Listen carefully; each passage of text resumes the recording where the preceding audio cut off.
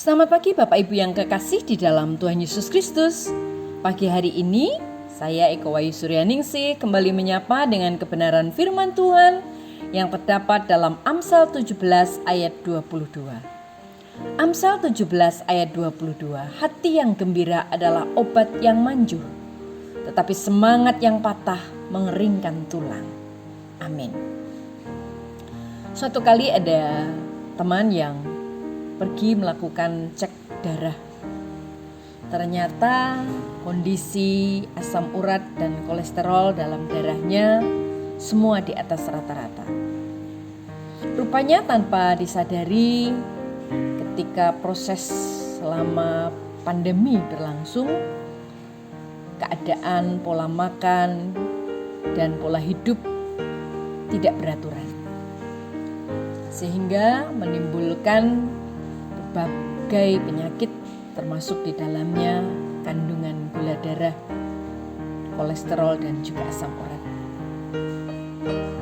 Kemudian dia mengalami hal yang sangat buruk dan akhirnya dia pun mengubah pola makan, pola hidup dan juga pola istirahat. Sebulan kemudian setelah dicek lagi, kolesterolnya bukan turun tetapi naik.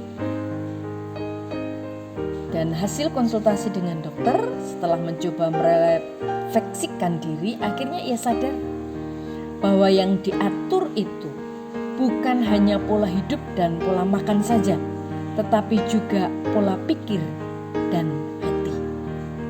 Kemudian ia mulai berusaha untuk tenang dan tidak stres dengan mengatur pikiran dan hatinya. Dan hasilnya 2 minggu kemudian dicek lagi.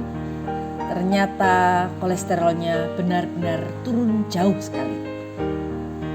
Ketika seminggu lalu cek dan hasilnya tinggi, pikiran dan perasaan tetap tenang karena ia percaya semua akan baik-baik saja saat hati dan pikiran dipenuhi ketenangan dan sukacita.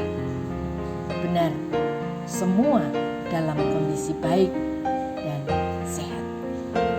Bapak, Ibu dan saudaraku yang kekasih di dalam Tuhan, bukan tanpa alasan ketika Allah menyatakan firman-Nya, karena ia tahu bahwa manusia terlalu dekat dengan kecemasan, terlalu dekat dengan ketakutan, terlalu dekat dengan kegelisahan, terlalu dekat dengan kemarahan.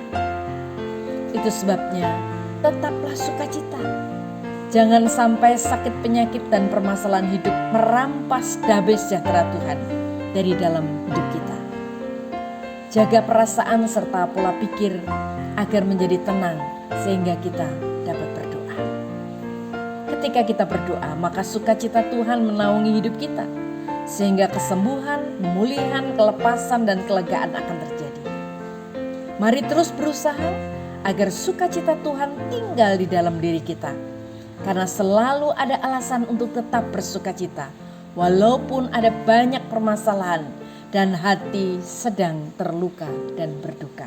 Percayalah, hati yang gembira adalah obat yang manjur, tetapi semangat yang patah mengeringkan tulang. Amin. Mari kita berdoa. Tuhan Yesus, terima kasih buat firman-Mu hari ini, mengingatkan kami supaya kami sungguh-sungguh dapat hidup menikmati kasih karunia Tuhan, mengatur hati, pikiran kami dan semuanya, sehingga hati kami tetap bersukacita di dalam Engkau. Dalam nama Tuhan Yesus kami berdoa. Haleluya. Amin.